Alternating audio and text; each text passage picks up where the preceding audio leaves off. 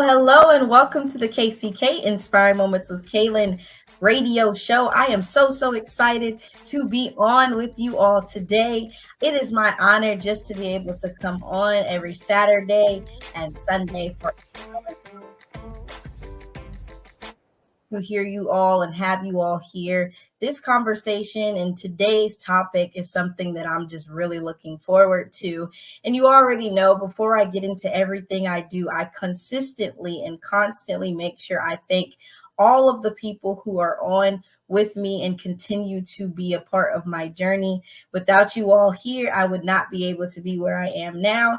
And I'm just so grateful to have this platform where I can talk about motivational content as well as discuss some topics that are affecting those that are near and dear to my heart, or just be the voice for my generation to really communicate some things that we need. I also ask, before we go any further, that you download the Hallelujah 95.3 app so that you can listen to the show on the go on your electronic devices. Also, make sure that you tag a friend, tag a teen, tag someone you know, and just have them listen in to today's upcoming discussion, because I really do believe that it is necessary and that we really need to discuss what we are talking about today.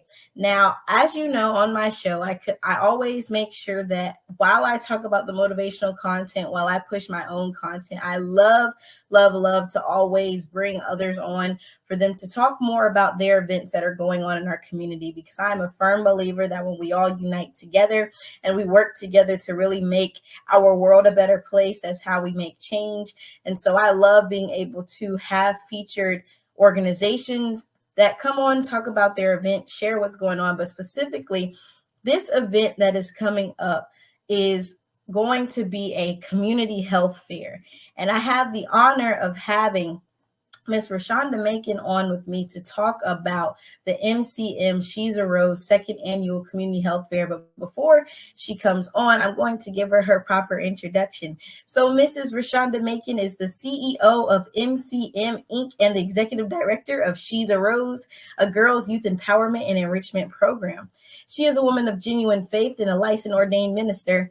Mrs. Macon is married to Reverend Henry Macon of 22 years and is a mother of 2 sons. She graduated from Tallahassee Community College in 2005 with an AA degree in general studies and a focus on social work. She's a native-born Floridian, raised in the capital city of Tallahassee and educated in the Leon County school system. Her true life experiences, love for the community and love for community service and compassion for the underserved, forgotten, and left behind are what drew her to be a voice for the voiceless, an example to the struggling, and hope for the hopeless over 19 years. In October 2013, she launched and hosted Macon Matters live talk radio broadcast and her first live radio show on WTAL 1450 AM. Bringing awareness of breast cancer and domestic violence to the community. Mrs. Macon is an innovative servant leader who is misunderstood at times because of her boldness to speak. But she is truly the person who will speak truth to power and has a full heart full of faith. And she really depends on her foundation in God to believe that there is nothing impossible with Jesus Christ. Ultimately, Miss Macon aspires to inspire, empower, and enrich, to ignite others to awake, arise, and blossom the skin that they are in. And when I tell y'all, I'm so excited that she reached out to me and just for her to be here today to be a guest on my show. So welcome to the show, Mrs. Macon. Mrs. Macon, thank you for coming on. I don't think we can hear you right now. Oh goodness. Thank you so much, Kaylin. I really appreciate everything the opportunity to be able to come on, and thank you for that warm introduction. I am equally excited and equally elated to be partnered here with you to speak about the great things that we're doing in the community. So thank you so much for having me on your show, and thank you so much for accepting to be the co-MC of our second annual community health fair that will be held on site at the Walker Ford Community Center this October on the 21st. Thank you so much to everyone who is listening. You're going to be able to get to learn a little bit more about her organization, and this community fair. So let's just start about what is the Macon Community Matters Incorporated? How did it start? What was your inspiration? What is this organization? Well, I'm glad you asked the question. Macon Community Matters, Inc. is a 501c3 nonprofit organization, but the Lord gave me Macon Community Matters, Inc. A few years ago, back in 2016. It was actually derived from Macon Matters talk radio broadcast, which launched and aired in the year 2013. And so, as I had the opportunity, like yourself, to be able to give featured guests an opportunity to announce and bring awareness to the things that they were doing in the community. As the years continued to go by, the Lord placed it in my heart that it was a community thing that mostly inspired me, where my compassion was for other people. And so I began to listen to the Lord and put pen to paper and came up with Macon Community Matters, Inc., which is developed to provide positive, innovative activities, and was developed to provide positive community awareness and awareness in. I'm so sorry. I do apologize. I don't got tongue twisted. I'm super excited, but awareness in activism, I cannot even say the word. Advocacy. Thank you, Lord goodness. As well as social and economic growth and intervention and prevention programs to bring about collaboration and participation with other organizations, nonprofits, and for-profit organizations for outreach in the communities. And so it was with all those different things that the Lord began to speak to me, and He shared with me to put those things down on paper and begin to activate what He has given me in the community to share. I think the most important thing I would like to get out is it was a networking and establishing partnerships and relationships with other organizations, because one thing I've come to realize is we cannot do this thing alone by ourselves. It takes a conglomerate of other individuals to be able to bring about the importance and make the impact and the influence that we need for others to be able to thrive in our communities. I completely agree with that last statement, that it really does take a village. It takes a group of people to really work together, coming together for the cause so that we can better our community. I think we have so many different things going on in our world that the sense of community, I always say, tends to not be here as much. I remember my mom and even those before me always talking about when they were younger, they could go to the community. They looked to the community for different things. And even knowing while I was growing up, I might have gotten a taste of that when I was little. Looking back now on how far our world is, we don't really seem to have a sense of community where we come together and we really want to work together and hear each other out and understand what issues we're dealing with.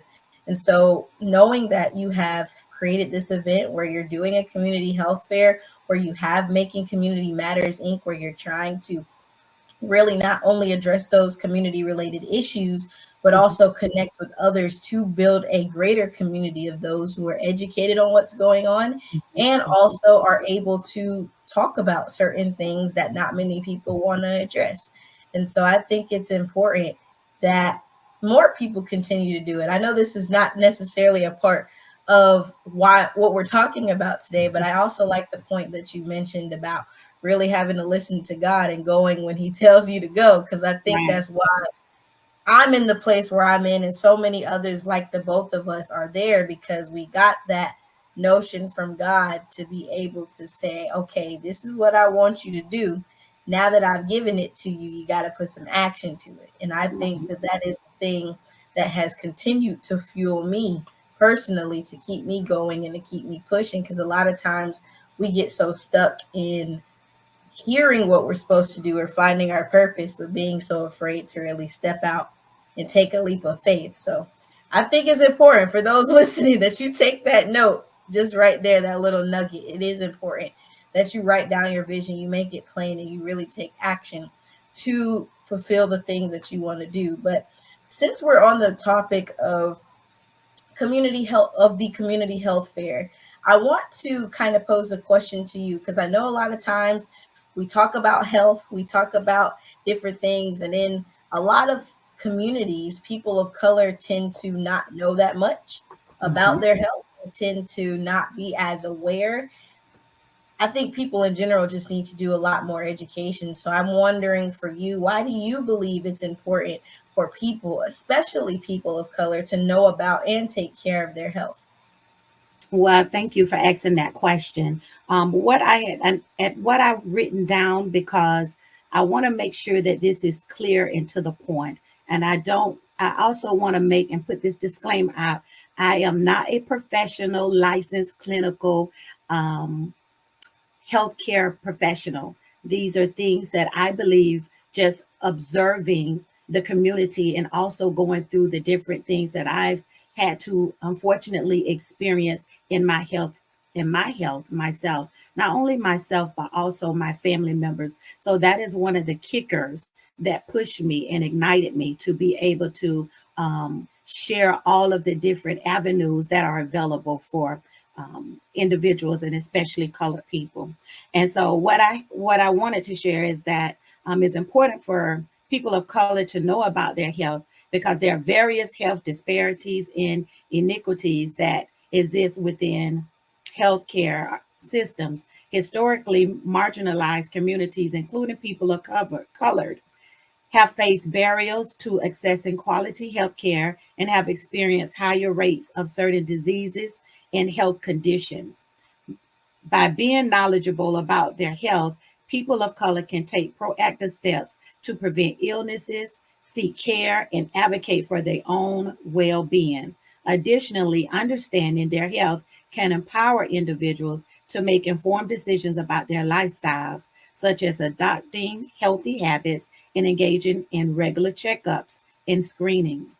Myself, unfortunately, in 2020, in the year 2017, I unfortunately experienced an eruption of my aorta, which is the main vein that goes to your heart, that brings in the blood and the fluids so that you can function properly to live, basically. So I was at work minding my own business in the year 2017, May 4th. I would never forget, at my job, and I experienced this somewhat of an ex- felt like acid reflux that was going on in my chest and in my throat.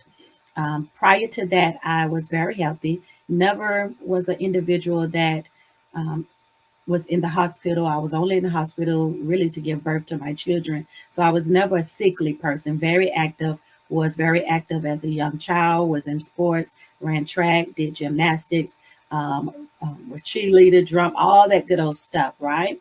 And so my aorta erupted, and there had to be an emergency open heart surgery performed on me.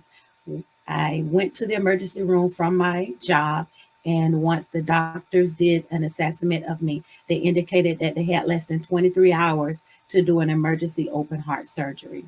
At that time, I had just turned um, 45, so I was pretty young, and therefore I had to go through open heart surgery. Thanks be unto God, He saw fit that I survived and I'm still here. And unfortunately, since that time, I've experienced 9 major surgeries since then and procedures. And so, therefore, providing this information to the community is very personal to me. And it's also an opportunity to bring awareness to those who may have not felt that they had the opportunity to get this one-on-one, the one-on-one communication and education that will be shared at the community health fair. Not only myself, but my family members struggle with lupus, have struggled with breast cancer, have struggled with chronic pain, chronic back pain, have struggled with high blood pressure, diabetes, sugar diabetes, and the list goes on. And so therefore that opened my eyes to really share with individuals to get out and find out about what your status is. For me, I was unaware that I had high blood pressure and hypertension. And from what was told to me by the doctors at that time, it was what happened to me happened because it was a lack of treatment and a lack of being undiagnosed. And so, therefore, again, this is why having this health community fair is vitally important to be able to give others the opportunity to get checked out, to find out more, and educate themselves about the opportunities and the options that are out there for them and their family members.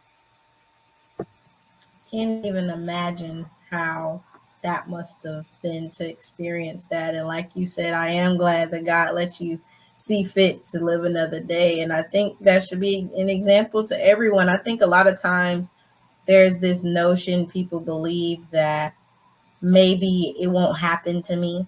I won't deal with issues, or even from a younger perspective. I hear people all the time that are my peers say, well, I'm young. I can put whatever I need to in my body. I can eat the things I want to eat. I can drink the things I want to eat, and I can not exercise as much or not take care of myself while I'm young. But a lot of times that's what they encourage. And as you stated, I'm by no means am I a health professional at all. I just do a lot of reading and Right. hear things. And so for me, it's really being able to recognize that right now we should all be in control. If you could find out through your family line some of the issues that you've dealt with, you can see some of those things that your family has been through, that runs in your family, that you can catch it early. It's so important that we, not just as people of color, but people in general, that we're taking care of ourselves. There's so many things, and I stated this before another time, that there's so many things that we cannot control in life, but we do have some things that are within our reach. Our health in some ways is in our reach. We can control the things that we're putting into our bodies. We can control the type of exercises we're doing. We can control how much sunlight or how much being inside we're doing. We have to do better as a community to really be able to not just talk about being here and talk about being and showing up, but we got to actually do some exercise. I think I've been able to see just from research that people of color, they deal with diabetes, heart disease, asthma, influenza, so many different diseases, much more than those who are not people of color. And we tend to have these things because of the foods that we eat, all the fast food that's consumed. If you look at the foods nowadays, especially in fast food, a lot of it's processed and it has some hormones and different things that are not good, that are causing people to have some diseases earlier than they should in life. And I honestly think we all have to do a lot better of taking care of our health. It's so important that you are aware, because even, I'll be honest, I went to the doctor earlier this month and last month, and I'm learning new things myself about things that run in the family, the things that I should be more mindful of. And I'm learning even more now as an 18-year-old that I gotta, even though, yeah, I can eat the fast food and I can do certain things, I do need to make sure that I'm taking care of my body so that I can live a long time. And I think that those teens and young adults who may be listening, you need to be aware of that, yeah, you can have fun, you can eat all the things that are going on, you can do everything you want to do, but you do want to always be mindful of your health. And I think we all have to be comfortable enough to be able to talk about this, to know that, yeah, we can eat all the things we want to do, but also let's incorporate some fruits and vegetables in there.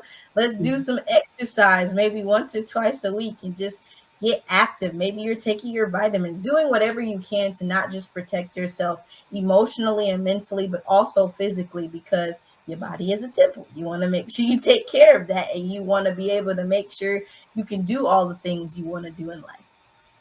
That is I absolutely true. I thank you for bringing that out. And that's why God strategically chose you to be able to be a mouthpiece and a voice for the voiceless, for those of your peers, because the younger generation do sometimes think that that doesn't happen to me. That would not happen to me. And I can continue to eat. I can continue to lie down and do different things that may not highlight those things that may be going on inwardly on the inside. Even stress plays a vital role into how what goes on in our inward body, and we never know. And that's some of the things that we will be bringing out at the health fair about mental health and so forth. But one thing I wanted to say by listening to what you were saying is education, being educated at educated about the different things that go on will help make sound decisions. And as I was doing a little research, and because we know that there are numerous of studies and statistical data that support positive healthcare options to provide and enhance a better lifestyle, and have us to make better choices if we're educated before making healthcare decisions. According to one of my studies in the article published by Tulane University, a school of public health in tropical medicine, titled Education as a Social Detriment of Health, was published back in February 27, 2021. It says less education is linked to lower income, which is linked to poor health. Numerous studies show that people in lower socioeconomic situations experience more obesity, asthma, diabetes, health diseases, and other health problems that people in better financial circumstances may not experience. And so, therefore, being educated about the different options that one have will help one make better decisions and choices about it. Um, Not only learning how to eat better and to exercise, we have to be informed, properly informed and educated about medical health insurance. And so, therefore, that can sometimes be confusing. It can sometimes be frustrating to those who do not understand the benefits of having health insurance and choosing the right health insurance plan that will better um, fit the individual. Okay. So, therefore, coming out to this second annual community health fair, we're going to be providing all types of information that will be able to bring education, bring awareness, and have individuals properly informed on the decisions that they're taking for them to make better choices, not only for themselves, but for their children, for women that are pregnant, that are carrying unborn children, for our elderly. We want to make sure everyone that we can possibly reach has been properly educated to make sound decisions that they may live a better, healthier, sustainable life. Yes, yes, yes. Education is everything. It is something that we gotta, not just physically, but education in general. I'm not even gonna get into that one. But we Yeah. must stay educated. And since you were getting a little bit into the health fair, what are some of the things people can expect? What vendors may be out there? How can people get involved? Can you reshare again when it's going to happen? Just give a little bit of a quick overview of what to expect for the event. All right. We can expect, like I say, an array of different healthcare professionals, organizations, entrepreneurs to come out and speak one on one with you, to have demonstrations done so that individuals will know how and who to connect to different resources. Big Ben, AHAC of Big Ben is going to be there. They're going to be giving A1C testings for glucose readings. We're going to also have Pat Myra from Ride On Commuter Services with the Appalachia Regional Planning Council is going to be there to be able to share with others how they can get commute from one place to another, what opportunities that they have. We're going to have Florida Healthy Start there, and they're going to be bringing Capital Area Healthy Start Coalition. They're going to have with them the can't think the fathers initiatives, where they're going to be having fathers with the sons, and they're going to be having teachers with the parents and other information. We also going to have neighborhood medical center. They're going to have their mobile unit there, and I'm super excited about that, because they're going to be having STD testings, where those who may want to find out more about HIV as well as syphilis, those are testings and screenings that's going to be done, and given more information.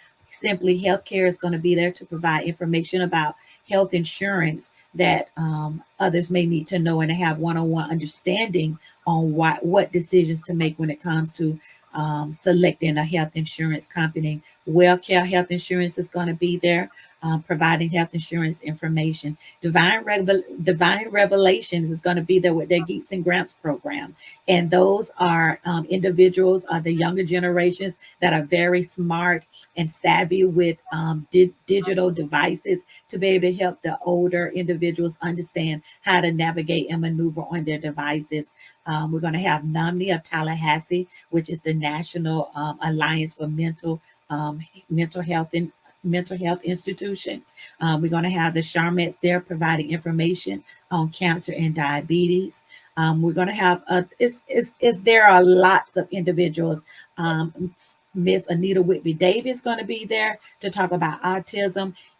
Settle Burnett is going to be there to talk about Seed Time Harvest Farm, to show and demonstrate the importance of healthy food and how to grow your own vegetables and products and products, so you can eat healthier than having these processed foods. But again, I am not a clinician. I'm not a clinical person, so I do not have all the details professionally, but I have the relationships and the partnerships, networking with individuals that are able to provide the professional information and education and resources to others, so that they can be able to live a healthier, happier life. Thank you so much for sharing that. And for those who are listening, if you like me, that's a whole array of things that are out there. If you need some information, some education, you're looking just to really learn a little bit more, get some more information, please come on out. It will be next Saturday happening. I don't want to say the wrong time, but it will be happening. Can you share that? The time will be from 10 a.m. to 2 p.m. And I also want to let the younger generation know that Nikki Parker of the DJ Demp Foundation is going to be there to be talking about bullying and mental health for our younger generation. So it's going to be a conglomerate of different professionals to provide individuals with the information that they need to be able to help eradicate some of the health disparities that we deal with. I'm super excited about it. I'm so thankful that you gave me the opportunity. I'm just a little bit nervous because there's so much information that we can discuss, but I know due to lack of time, there's only so much that we can put out today. It is completely okay. I'm just so grateful that you decided to be on it. Yeah, y'all come on out. Like I said, or as she mentioned earlier, I will be co-emceeing. So please come on out. If you're not doing anything on that Saturday, it is 10 to 2. Get in where you fit in. If you can't be there the whole time, just show up and really get involved, because it's going to be so much information, so many different things you can learn, and you really will feel empowered after you leave.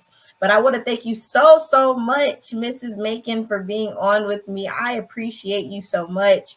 And if you could share quickly with the audience some ways people can get in contact with you if they want to reach out about the event, or just get to know a little bit about the organizations you have. Sure. Thank you so much. For those who are interested in what Macon Community Matters and She's a Rose is doing in the community, please visit my website at www.mcminkrose.org.